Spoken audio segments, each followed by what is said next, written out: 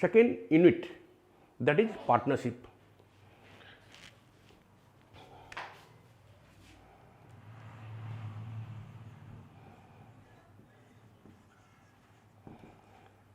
Partnership for 30 marks. Partnership is divided into sub-units, 6 sub-units carrying 30 marks. Number 1 is fundamental of partnership. Fundamental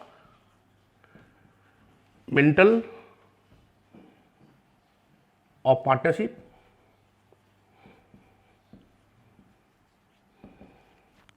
Second one is change in ratio among existing partner.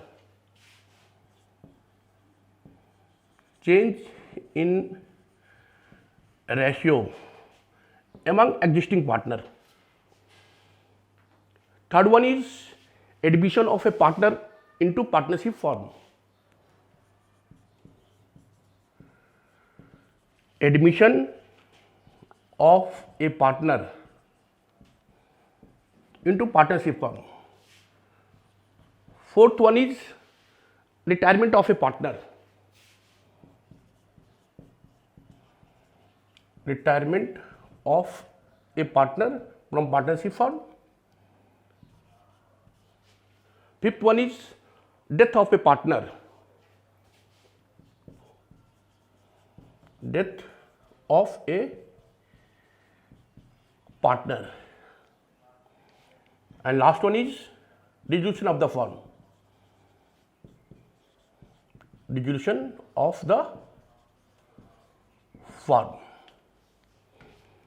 ये हमारा साझेदारी के अंदर में 30 नंबरों के लिए ये 6 सब यूनिट्स है। ये सब यूनिट्स अलग अलग चैप्टरों में बटा हुआ है और सब एक दूसरे से लिंक्ड है। जो कुछ आप फंडामेंटल में सीखेंगे वो चेंजेज में यूज होगा, ये दोनों यहाँ पे यूज होगा, ये फिर सारा यहाँ पे यूज होगा। It means all are interrelated, interlinked. कभी पीएल एप्रोप्रिएशन का जरूरत पड़ेगा, कभी पार्टनर्स कैपिटल का जरूरत पड़ेगा, कभी interest on capital, interest on drawing, so many terms and matters are there. ये आपको यूज में करना है, लाना है। तो आज फंडामेंटल ऑफ पार्टनरशिप जो बेसिक कंसेप्ट होता है कि साझेदारी व्यापार में पूंजी पर ब्याज क्या होता है, आरएन पर ब्याज कैसे निकालते हैं, प्रॉफिट लॉस एप्रोप्रिएशन अकाउंट कैसे बनाते हैं, इंटरेस्ट ऑन ड्राइंग क्या होता है, ड्राइंग क्या होता है, उसका क्या टर्म एंड कंडीशंस, क्या रूल एंड रेगुलेशंस है, इन सारे मुद्दे पर आज हम लोग बात करेंगे। तो फंडामेंटल ऑफ पार्टनरशिप, साझेदारी के आधारभूत तत्व, आधारभूत बेसिक कंसेप्ट, बेसिक मैटर्स, इनके बारे में हम लोग बात करेंगे। साझेदारी के थ्योरेटिकल पोर्शन को हम लोगों ने 11वीं क्लास के बीएसटी में पढ़ा था, बिजनेस ऑर्गेनाइजेशन में, फॉर्म्स ऑफ बिजनेस ऑर्गेनाइजेशन।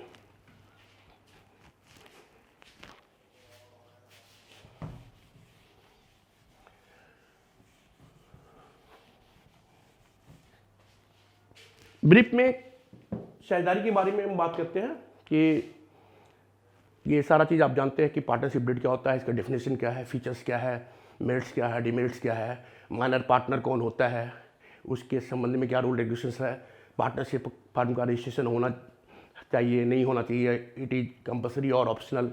ये सब आप 11वीं क्लास के बीएसटी में पढ़ चुके हैं।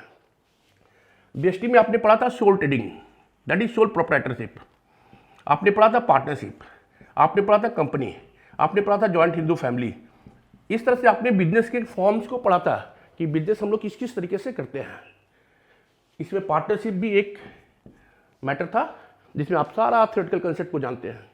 हम लोग यहाँ पे कुछ इंपॉर्टेंट बात पर बात करेंगे जो कि अकाउंटिंग से रिलेटेड है। जैसा आप जानते हैं कि अकॉर्डिंग टू पार्टनरशिप एक्ट 1932 के मुताबिक अंडर सेक्शन 4 में कहता है कि 2 या 2 से अधिक व्यक्ति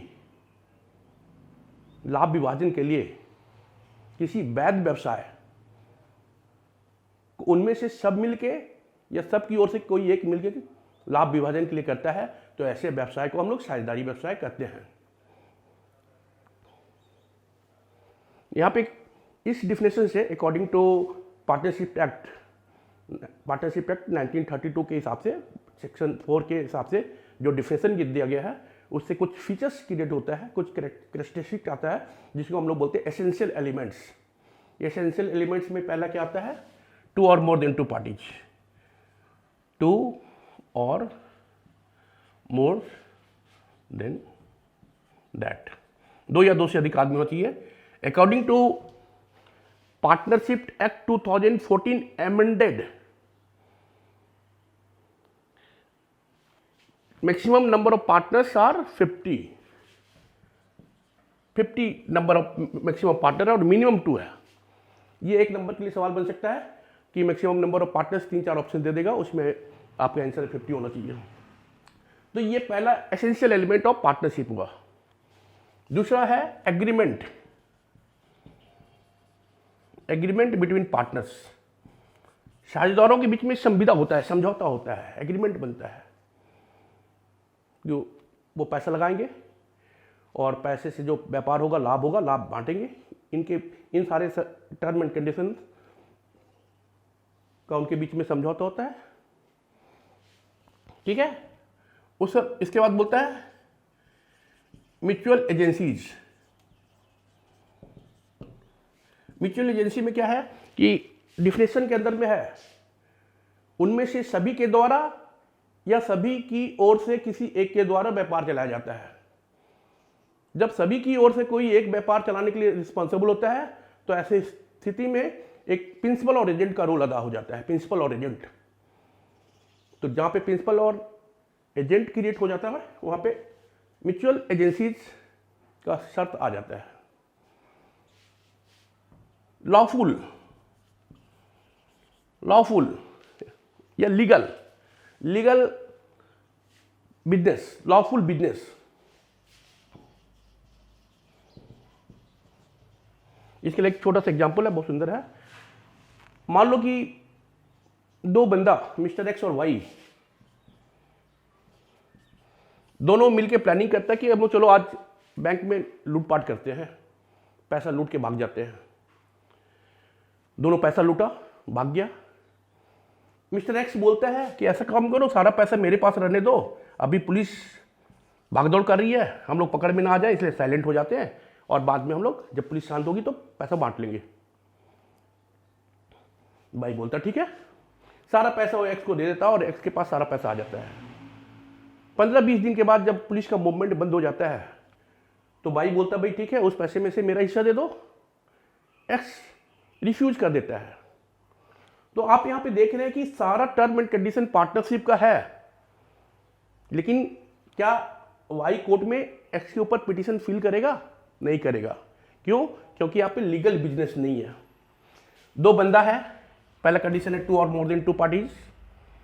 एग्रीमेंट है, चलो पैसा लूट के लाएंगे, बांटेंगे, ठीक है। अभी नेक्स्ट हम लोग पॉइंट लिखेंगे प्रॉफिट डिस्ट्रीब्यूशन मोटो, लाभ विभाजन का उद्देश्य होता है। तो ये लोग लाभ भी बांटने के लिए तैयार है। सारा टर्म एंड कंडीशन पार्टनरशिप का ही फॉलो करता है, लेकिन लीगल बिजनेस नहीं है। So this is not a partnership. Profit distribution, ये सारे एसेंशियल्स एलिमेंट के अंदर में आता है। और भी 2 है, ठीक है। तो ये हमारा भी एरिया नहीं है क्योंकि थ्योरेटिकल आप बीएसटी में 11 क्लास में पढ़ चुके हैं। ये जस्ट आपके दिमाग में रिकॉल के लिए बताया जा रहा है। अब अकाउंटिंग पॉइंट ऑफ व्यू से जो 2 इंपॉर्टेंट मुद्दा है, उस इंपॉर्टेंट मुद्दे को हम लोग यहां पे डिटेल्स में देखेंगे और उसका एग्जांपल भी लेंगे। नंबर 1, टाइप्स ऑफ कैपिटल बोलो या नेचर ऑफ कैपिटल बोलो। टाइप्स ऑफ कैपिटल या नेचर ऑफ कैपिटल।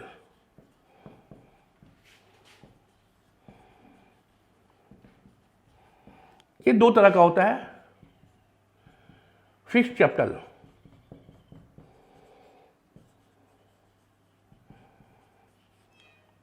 नंबर दूसरा होता है फ्लक्चुएटिंग कैपिटल,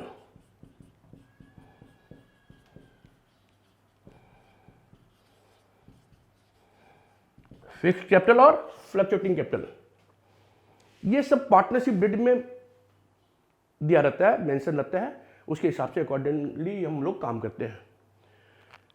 कैपिटल फिक्स जब बोलेगा तो दो अकाउंट बनाना पड़ता है, एक पार्टनर्स कैपिटल अकाउंट और partners current account. Partners current account,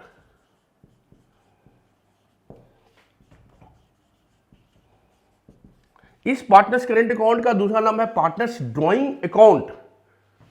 not only drawing, मतलब अलग निकल जाएगा अगर सिर्फ ड्राइंग बोलेंगे तो drawing account. Partners current account और पार्टनर्स कैपिटल अकाउंट, दो खाता यहां पे बनता है।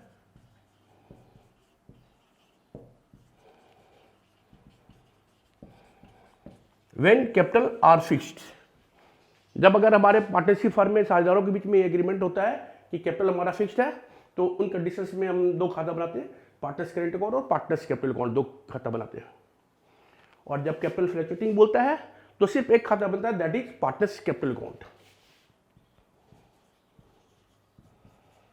Partners capital account. अगर सवाल में कोई इंफॉर्मेशन दे देता कि कैपिटल इज फिक्स्ड और फ्लक्चुएटिंग तो इट्स ऑलराइट, नहीं देता है तो सवाल के टर्म्स को देखते हैं। अगर वहां पे कैपिटल अकाउंट और करेंट अकाउंट है, it means capital is fixed. और यदि कुछ नहीं बोलता है, सवाल साइलेंट है, तो ऑन दैट सिचुएशन हम लोग ये मान के चलते हैं कि कैपिटल आर फ्लक्चुएटिंग, और फ्लक्चुएटिंग के टर्म एंड कंडीशन से ही सवाल को हम लोग सॉल्व करते हैं। ये कैपिटल हो गया। अब यहां पे according to accounting point of view से kinds of partner, kinds of partner,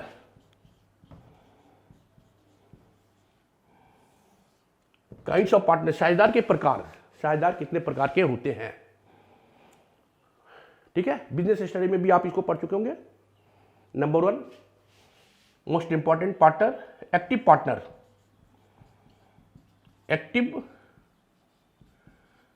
partner जो बिजनेस में इन्वॉल्व है, कैपिटल भी इन्वेस्ट किया है और बिजनेस के काम को भी करता है, परचेज करता है, सेल करता है, कलेक्शन लाता है, बिजनेस से रिलेटेड लेटर्स लिखता है, ऑर्डर लेता है, परचेज करता है, वगैरह वगैरह। That partner is known as active partner. दूसरा पार्टनर जो है वो है अनएक्टिव पार्टनर, या स्लीपिंग पार्टनर, या साइलेंट पार्टनर, या डेड पार्टनर। अनएक्टिव पार्टनर, इसी को हम लोग बोलते हैं स्लीपिंग पार्टनर या डेड पार्टनर। पैसा इन्वेस्ट कर दिया है, बिजनेस में आकर के सिस्टमेटिकली टाइम स्पेंड नहीं करता है, जब मर्जी है आ सकता है, नहीं आ सकता है। वो पहले ही पार्टनरशिप स्टार्ट होने के पहले ही बोल दिया है, भाई हमसे पैसा मेरे हिस्से का ले लो, लेकिन हम टाइम नहीं देंगे। लेकिन वो लाभ लेगा, वो रिस्पॉन्सिबल होगा। तो दैट इज अनएक्टिव पार्टनर या डेड पार्टनर या साइलेंट पार्टनर या स्लीपिंग पार्टनर। तीसरा होता है नॉमिनल पार्टनर। नॉमिनल पार्टनर नाम मात्र का साझेदार, सक्रिय साझेदार एक्टिव पार्टनर, अनएक्टिव पार्टनर निष्क्रिय साझेदार, नॉमिनल पार्टनर नाम मात्र का साझेदार। ना तो ये पैसा लगाया है बिजनेस में, ना ये लाभ लेगा, लेकिन इसका नाम हमारे बिजनेस के साथ जुड़ा हुआ है। ये थोड़ा समझ में नहीं आ रहा है, इसके लिए छोटा सा बढ़िया खूबसूरत एग्जांपल दे रहे हैं।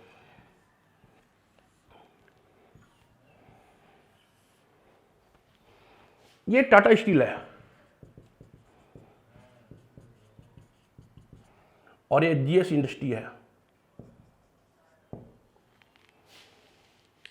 जीएस इंडस्ट्री पाइप बनाती है, बोरिंग पाइप, लोहे का, स्टील का, और टाटा स्टील भी पाइप बनाती है। इसका माल पूरा बिक जाता है और इसका माल पूरा बिकता नहीं है, क्योंकि टाटा स्टील का बहुत गुडविल है, बाजार है, बड़ी फर्म है, बड़ी कंपनियां हैं। जबकि जीएस इंडस्ट्री के पाइप का क्वालिटी इसके क्वालिटी से बेहतरीन है, इस कंडीशन में जीएस इंडस्ट्री टाटा स्टील के पास जाता है, बोलता देखो भाई ये हमारा प्रोडक्ट है, हम चाहते हैं कि इसमें आपका नाम लिखें, आपके नाम को लिख करके भी हम बेचें, लिख दे मैन्युफैक्चर्ड बाय टाटा।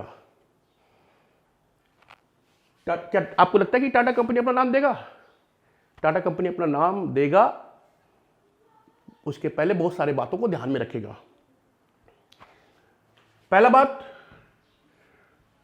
बड़ी बड़ी कंपनियां अपने पास रिसर्चर्स रखता है। एक बहुत इंपॉर्टेंट और थोड़ा सा ज़्यादा हाई क्लास का मैटर को बता रहे हैं, डिमांड फॉरकास्टिंग।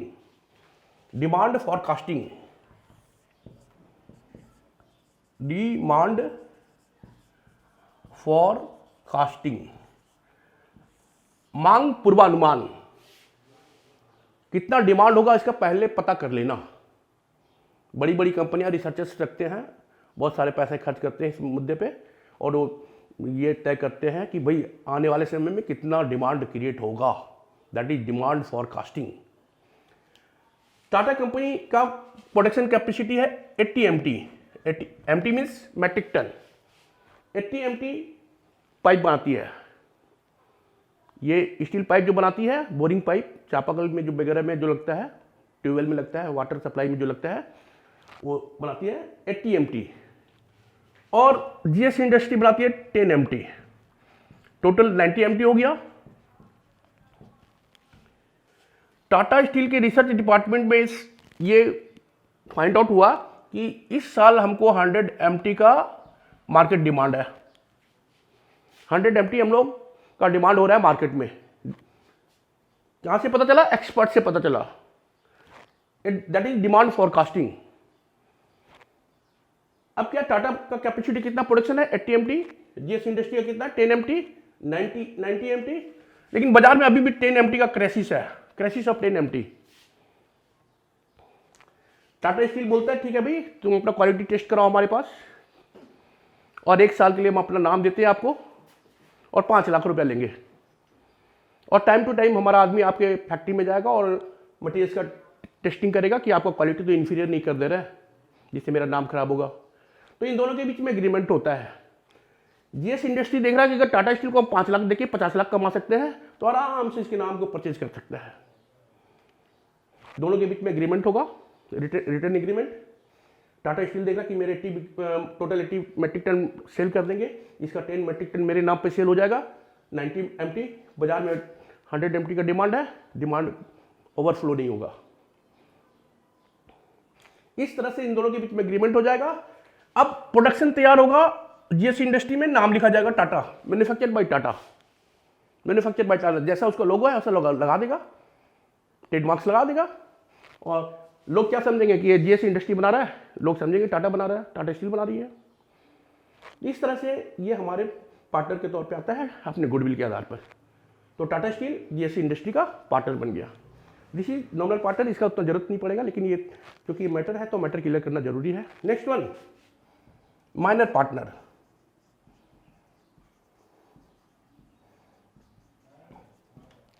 माइनर पार्टनर, अवयस्क साझेदार। According to partnership act 1932 minor को पार्टनर नहीं बनाया जाता है, लेकिन अगर सभी साझेदार सहमत हो जाते हैं तो कंडीशनल साझेदार बनाया जा सकता है। माइनर को कंडीशनल साझेदार बनाया जा सकता है। वो खाली बेनिफिट में हिस्सा लेगा, नुकसान में उसको हिस्सा लेना नहीं है। ये अंडर टर्म एंड कंडीशंस होता है, और इसमें सभी साझेदारों का कंसेंट होना जरूरी है, तभी जाकर के ये माइनर पार्टनरशिप फॉर्म में लिया जा सकता है। फंडामेंटल और पार्टनरशिप के अंदर में हम लोग जो अकाउंटिंग आइडिया करेंगे, सीखेंगे। सबसे पहले सीखेंगे एक बात, और इसको स्टार्ट करने के पहले बता रहे पार्टनरशिप डीड। पार्टनरशिप डीड मतलब साझेदारी संलेख, साझेदारी समझौता। इट मे बी रिटन और मे बी ओरल। ये साझेदारों के बीच में एक समझौता बनाया जाता है व्यापार शुरू करने के पहले। उसके हिसाब से, उसके आधार पे ही लोग अपने व्यापार को चलाते हैं, और अगर किसी भी तरह का डिस्प्यूट होता है तो उस डिड के हिसाब से उसका समाधान किया जाता है। कभी कभी क्या होता है कि पार्टनरशिप बिजनेस चालू हो जाता है, व्यापार चालू भी हो जाता है, 1-2 साल चल भी जाता है, और साझेदारों के बीच में ना तो रिटन या ना तो ओरल कोई एग्रीमेंट नहीं बनता है। उस कंडीशन में अगर प्रॉब्लम क्रिएट होता है तो अकॉर्डिंग टू रूल हम लोग पार्टनरशिप का सॉल्यूशन करते हैं। अब इसके अंदर में हम लोग पढ़ेंगे क्या, number 1, when deed is not given, when partnership deed is not given.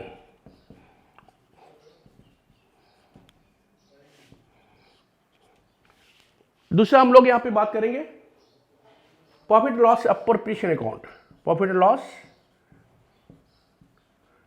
Appropriation account.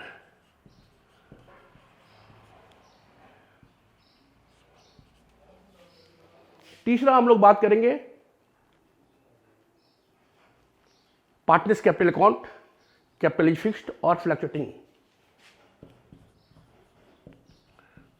Partners capital account, partners capital account के बारे में हम लोग करेंगे कि पार्टनर्स कैपिटल अकाउंट फिक्स्ड है या फ्लक्चुएटिंग है, और उसका अकाउंटिंग आइडिया हम लोग कैसे डेवलप करते हैं।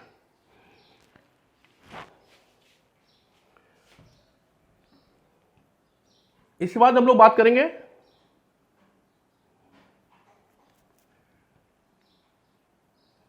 Interest on capital.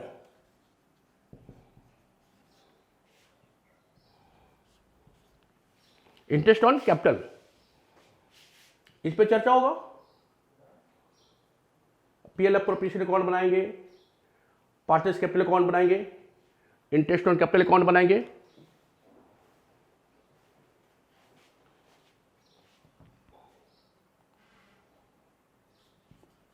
Minimum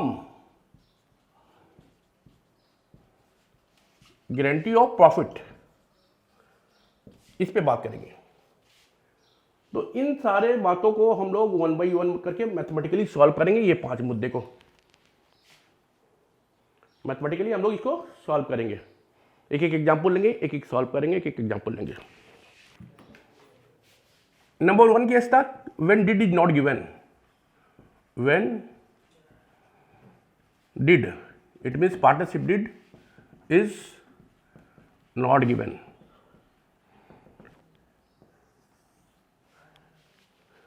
when partnership deed is not given, इसको क्लियर करने के लिए एग्जाम्पल लेते हैं, एग्जाम्पल को सॉल्यूशन सॉल्व करेंगे। Mister Raj and Chhoti are partners in a business.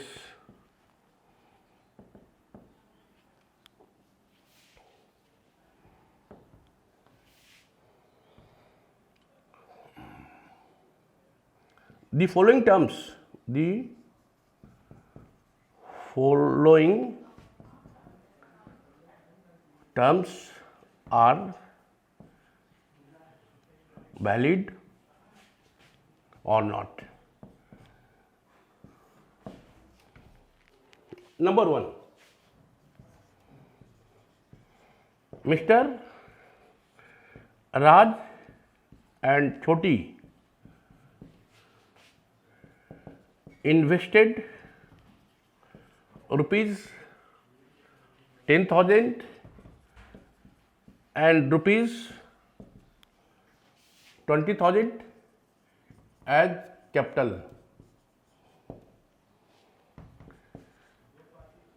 As capital. Raj wants interest on capital at the rate of 6% per annum. Number 2, Choti advanced to a firm. Choti advanced to a firm rupees 30,000. She wants interest on loan at the rate of 10% per annum.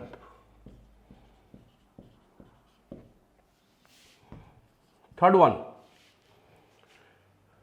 छोटी share profit और loss equally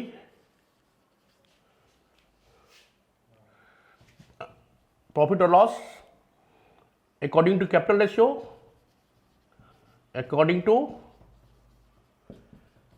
ratio, but Raj wants to share profit equally. Share profit equally. ये questions है। इस question के solution में आपको ये बताना है कि लास्ट में लिखा हुआ है कि when did is not given or did is silent, no any agreement among Raj and Choti is written there. If agreement among partner is not given, साझेदारों के बीच में कोई समझौता नहीं हुआ है और ये कंडीशंस क्रिएट हो जा रहा है। राज और छोटी मिलकर साझेदारी व्यापार को चालू करते हैं और चालू करने के बाद इन कंडीशन पर आपस में जब 1 साल होता है और प्रॉफिट होता है बिजनेस में, तो उसके बाद इन मुद्दों पर वो लोग बात करते हैं। नंबर 1 का जवाब क्या होगा, ध्यान से समझिएगा। इसके पहले ये बात समझिए, 3 रूल है।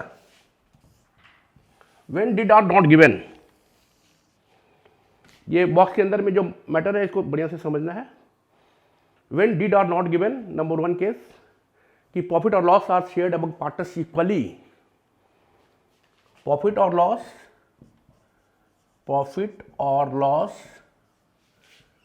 Are shared among partner equally. अगर साझेदारी व्यापार में साझेदारों के बीच में कोई समझौता नहीं तैयार किया हुआ है और व्यापार चालू हो जाता है, और जब हम लोग प्रॉफिट के डिस्ट्रीब्यूशन की स्थिति में आ जाते हैं और किसी भी तरह का साझेदारों के बीच में डिस्प्यूट होता है, तो उस कंडीशन में, उस केस में एक्ट के मुताबिक हम लोग इन मुद्दों का यूज करते हैं, का पालन करते हैं। प्रॉफिट और loss are shared among partners equally, equal बांटता है। अगर एग्रीमेंट नहीं है तो no capital ratio and no any other ratio. When partnership deed is not given, on that condition, first rule is that profit or loss are shared among partners equally. ये बात को दिमाग में बैठा लो कि पार्टनरशिप डीड जब नहीं दिया रहता है, साझेदार आपस में लाभ को बराबर बांटते हैं। Number 1 case, number 1 rule, when deed is not given। Second rule हमारा बताता है कि if firm have taken loan from partners or any outsider, on that situation interest on loan is charged at the rate of 6% per annum। पहला case क्या हो गया कि profit और लॉस को हम लोग इक्वली बांटते हैं। दूसरा केस हमारा क्या हो गया, दूसरा रूल क्या हो गया कि अगर फर्म, पार्टनरशिप फर्म अगर साझेदार से या किसी आउटसाइडर से या एनीबॉडी किसी से भी लोन लिया है तो उस पर हम लोग 6% के हिसाब से ब्याज देंगे। इसके अलावा तीसरा कोई रूल एंड रेगुलेशंस नहीं है। तो when deed is not given, in other words we can say that when absence of deed is in partnership firm, on that situation strictly you have to follow 2 rules. Number 1, profit or loss are shared among partners equally, and second one is if firm have taken loan from any partners or outsider or anybody, then rate of interest is restricted eight the rate of 6% per annum. ये हमारा rule है when deed is not given. अब ये हमारे पास एक question है इसी did को समझाने के लिए कि when deed are not given तो क्या करते हैं। अभी हम लोग क्वेश्चन में हमने देखा कि mister Raj and Chhoti are partners in a business, the following terms are valid और नॉट। उनके बीच में इस तरह से साल के अंत में जब डिस्कशन हो रहा है तो ये टर्म वैलिड है या नहीं वैलिड है, इसको मानेंगे या नहीं मानेंगे, ये आपको बताना है। Case number 1 is Raj and Chhoti invested ₹10,000 and 20,000 on as capital. Raj wants interest on capital at the rate of 6%। अभी आपने यहाँ पे रूल पढ़ा कि सिर्फ दो ही रूल फॉलो होता है, एक प्रॉफिट शेयरिंग रेशियो के लिए इक्वली करते हैं और दूसरा लोन पे 6% इंटरेस्ट देते हैं। तो ये कंडीशन अब आपका अनवैलिड हो गया, नॉट वैलिड, ये वैलिड नहीं है, मतलब इसको हम लोग फॉलो नहीं करेंगे। नंबर 1 का आपका जवाब क्या हो गया, not valid. Number 2, Chhoti advance to the firm ₹30,000। She wants interest on loan और advance amount at the rate of 10% per annum. छोटी फर्म को 30,000 रुपया कर्ज के तौर पे दी है पूंजी के अलावा, और वो बोलती है भाई हमको 10% के हिसाब से ब्याज दो, तो 10% is not valid, 10% is not valid. इसका भी जवाब देंगे कि नॉट वैलिड और नोट्स बना के लिख देंगे कि interest on loan is calculated at the rate of 6% as per partnership act. ये सेकंड का जवाब हो गया है, क्योंकि यहाँ पे 10% रूल में नहीं है। रूल कहता है कि 6% रिस्ट्रिक्टेड है eight the rate of 6% per annum. In absence of partnership did, सिर्फ दो ही रूल है। फर्स्ट रूल है प्रॉफिट और लॉस को इक्वली बांटो। सेकंड है कि फर्म अगर कोई लोन लेता है तो 6% करना है। यहाँ पे फर्म लोन लिया है, छोटी से लोन लिया है 30,000 रुपया, लेकिन छोटी का डिमांड है कि 10% इंटरेस्ट दो, तो ये वैलिड नहीं होगा। वैलिड अगर होता 6% रहने से। Third case is that Chhoti share profit और loss according to capital ratio, but Raj wants to share profit equally. ध्यान देना कि राज का इन्वेस्टमेंट 10,000 है और छोटी का इन्वेस्टमेंट 20,000 है। तो छोटी चाहती है कि भाई हमको ज़्यादा लाभ में हिस्सा मिले, तो ज़्यादा लाभ में हिस्सा मिले, इसलिए बोलती है कि कैपिटल रेशियो निकालो, दैट इज 1:2। राज देख रहा है कि उसका कैपिटल कम है, अगर वो कैपिटल रेशियो से देता है तो छोटी को ज़्यादा देना पड़ेगा, इसलिए वो ऑब्जेक्ट कर देता है और बोलता है कि भाई हमको इक्वली बांटो। छोटी बोलती है अकॉर्डिंग टू कैपिटल रेशियो, ये छोटी का कहना है कैपिटल रेशियो, और ये राज का कहना है कि इक्वली बांटो। तो अगर दोनों टर्म को लेके चलेंगे तो बोलेंगे कि Raj the matter of Raj is valid and matter of Chhoti is not valid. ये यहाँ पे आप दो जवाब दे सकते हैं, दो जवाब आपको देना भी चाहिए कि छोटी का जो ओपिनियन है कि कैपिटल रेशियो ये वैलिड नहीं है, और राज का ओपिनियन है कि इक्वली ये वैलिड है। इस तरह से आप इस एग्जाम्पल से समझ होंगे कि when deed is not given. अब इसको एक और भी सुंदर एग्जाम्पल दे रहे हैं, उसके हिसाब से हम लोग यहाँ पे काम कर रहे हैं। राज and Chhoti are partner,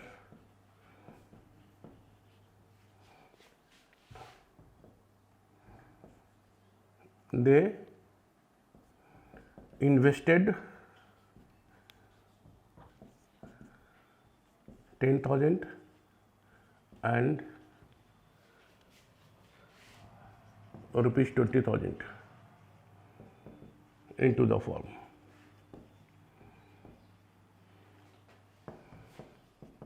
At the end of the year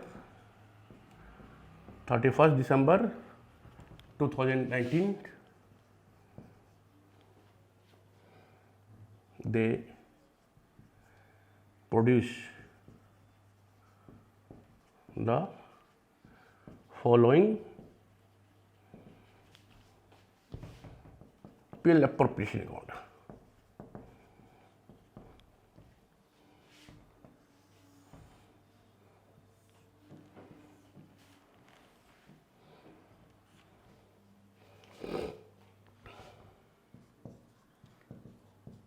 to interest on capital at the rate of 6% per annum. राज छोटी 10,000 का 6% हो गया 600 और 20,000 का 6% हो गया 1,200 1,800. Salary to Chhoti 500.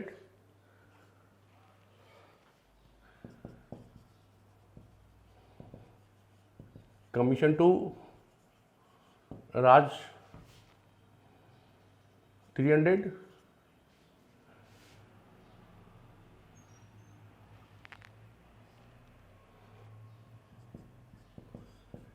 Interest on loan to Mohan 2,000.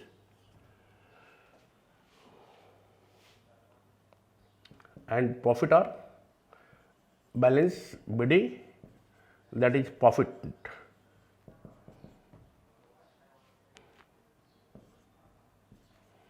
Profit is 6,000 given.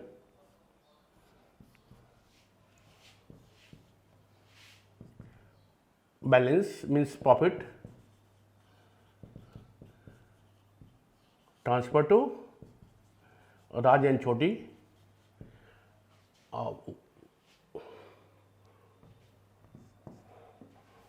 1:3.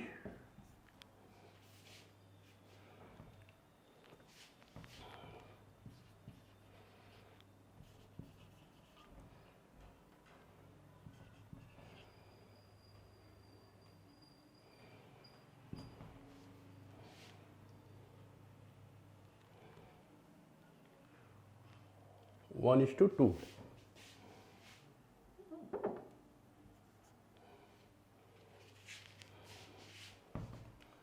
1,400 1/3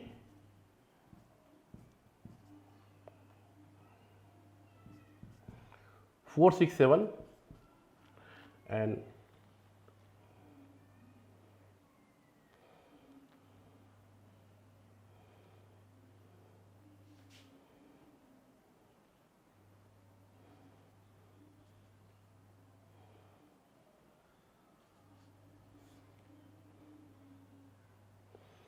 approximately 2/3 and 1/3 and 2/3. 2/3 and 1/3. ये आपका ऑलरेडी एंड लास्ट में लिखा है give your opinion when no agreement is there, no partnership agreement is there. ये एक क्वेश्चन आपका क्रिएट होता है. Raj and Choti are partners. They invested ₹10,000 and 20,000 in the firm. At the end of the year, 31st December 2019, they produced the following profit and loss appropriation account. Interest on capital at the rate of 6% per annum. 10,000 का 6% 600, 20,000 का 6% 1,200. Salary to Choti is active partner. Commission to Raj 300. Interest on loan to Mohan is outsider. अभी हमने कहा था कि if firm has taken loan from partners और outsider then rate of interest is at the rate of 6% is to be calculated when deed is not given. ऐसा मैंने कहा था. प्रॉफिट इन लोगों ने कैपिटल रेशियो में बांटा है 10,000 to 20,000, that is 1:2. This is according to capital ratio 10,000 to 20,000, that is 1:2. It 1/3 and 2/3.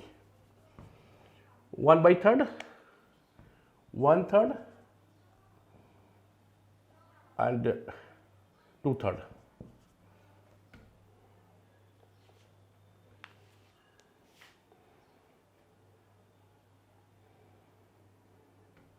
ठीक. लास्ट में क्या बोल रहा है कि give your opinion when no partnership agreement is there. साझेदारों के बीच में कोई एग्रीमेंट नहीं है. अब आपको यहाँ पे जवाब देना है। प्रॉफिट 6,000 रुपया हुआ है और साझेदार आपस में इस तरह बांटते हैं। लेकिन इसमें क्या है कि Raj is not agree. Raj बोलते भाई हम इसमें एग्री नहीं है, I am not agree with this. तो क्या करेंगे? तो according to partnership act 1932 follow करेंगे when deed is not given. इसमें क्या होगा?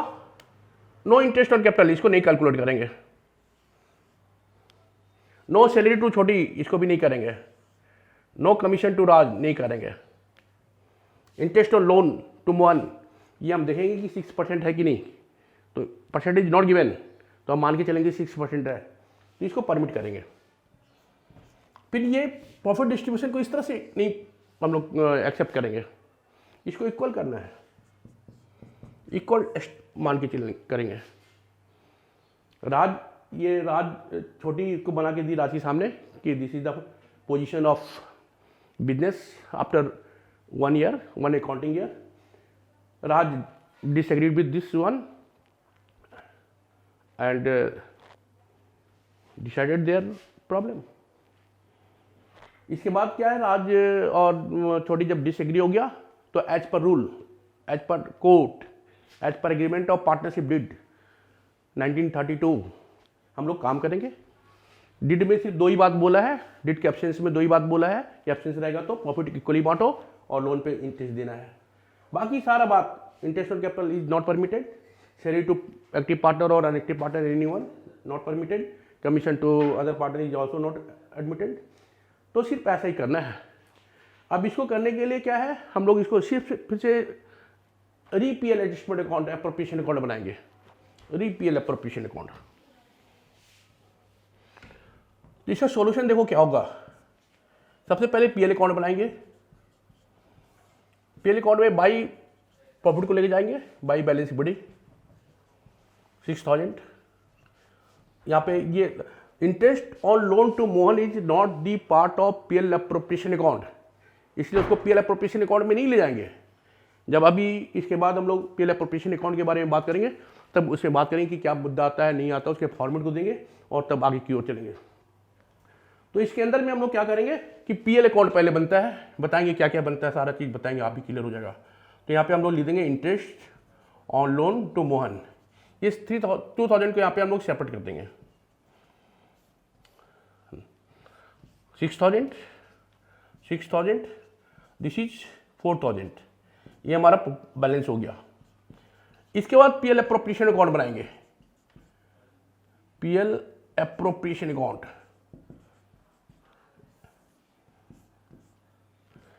बाई पीएल अकाउंट करके बीडी लिख देंगे। ये अमाउंट हमारे यहाँ पे आ जाएगा 4,000 और यहाँ पे प्रॉफिट को बांट देना है क्योंकि कोई मैटर फॉलो नहीं होगा। Profit transfer to Raj and Chhoti equally, that is 2,000 each as per rule and regulations. This is 4,000। ये क्लियर हो गया। तो in absence of partnership deed, हमने इसके पहले भी राज और छोटी का एग्जाम्पल दिया था, वैलिड और नॉट वैलिड का मैटर को समझाया। अभी जब राज और छोटी में से छोटी फाइनेंशियल पोजीशन को बना करके अपने एप्रोप्रिएशन अकाउंट को बना के रखता है तो उसके बाद देखा कि इसमें क्या क्या फॉलो होगा क्या नहीं होगा। इस तरह से इसको हम लोग कंप्लीट कर लिए, ठीक है।